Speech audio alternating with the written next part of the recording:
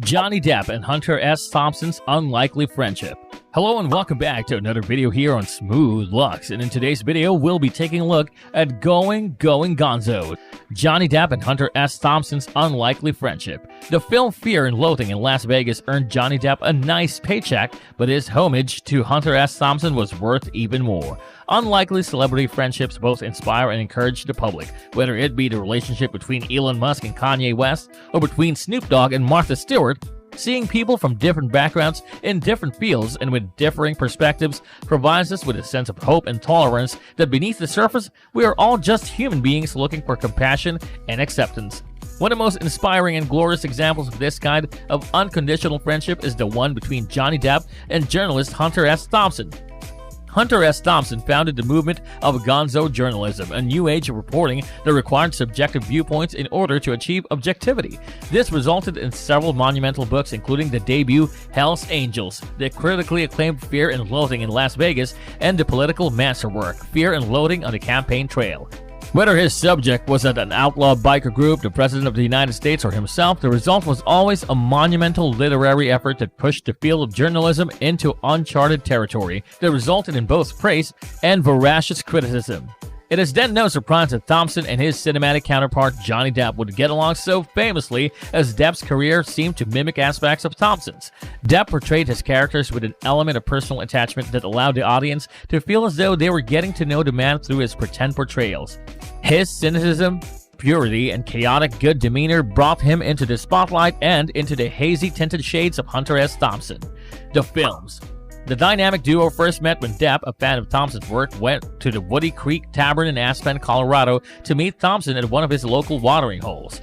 Both of the avant-garde icons were from Kentucky and shared the same southern sentimentality of misunderstanding. Legend has it, Thompson entered the bar with an electric cattle prod and taser. Shortly after, the duo got along famously and they went back to Thompson's owl farm and shot shotguns, built bombs, and launched bombs they shot with shotguns. The duo then went to Cuba together after Depp received phone calls at all times of the night. The relationship continued, and by 1997, Depp was living in the room across from Thompson's war room. During their time as roommates, Thompson wrote articles on his meeting with Bill Clinton, his impressions of George Bush, and published countless articles with Rolling Stone. Then Depp agreed to play the fictionalized version of Thompson, Raoul Duke, in the 1998 feature film Fear and Loathing in Las Vegas.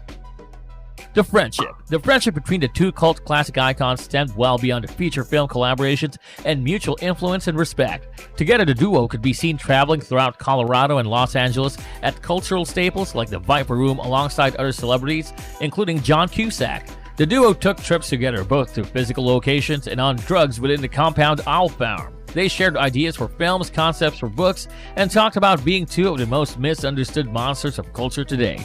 Thompson would refer to Depp as Colonel, and when the two were apart, they would talk on the phone constantly, hatching plans for future travels and bizarre coded language that only meant something to one another. During the filming of Fear and Loathing in Las Vegas, Thompson shaved Depp's head, the ultimate baptism in the freak power movement.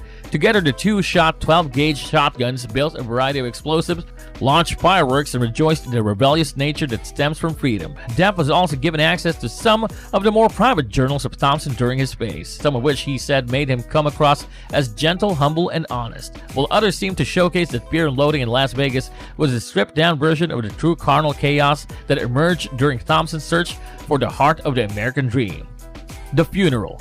As a final farewell to the great gonzo journalist, Depp fulfilled some of Hunter's final wishes. After taking his own life in 2005, stating he had lived 17 years longer than he had ever wanted or anticipated, Depp chose to memorialize the master with a ceremony that included launching Thompson's ashes out of a 153-foot freak power-inspired cannon while Hey Mr. Tambourine Man by Bob Dylan blasted through speakers. The funeral was a swanky send-off in true Thompson fashion, a celebration that cost Depp a reported $3 million. The event was attended by several cultural icons including Sean Penn, Bill Murray, Jack Nicholson, Senators John Kerry and George McGovern, Lyle Lovett, and the Nitty Gritty Dirt Band, who performed alongside a series of Tibetan drummers. The event took place August 21, 2005, and solidified both Thompson and Depp as two of the most bizarre, influential, and defining characters of the 21st century. Thank you for watching.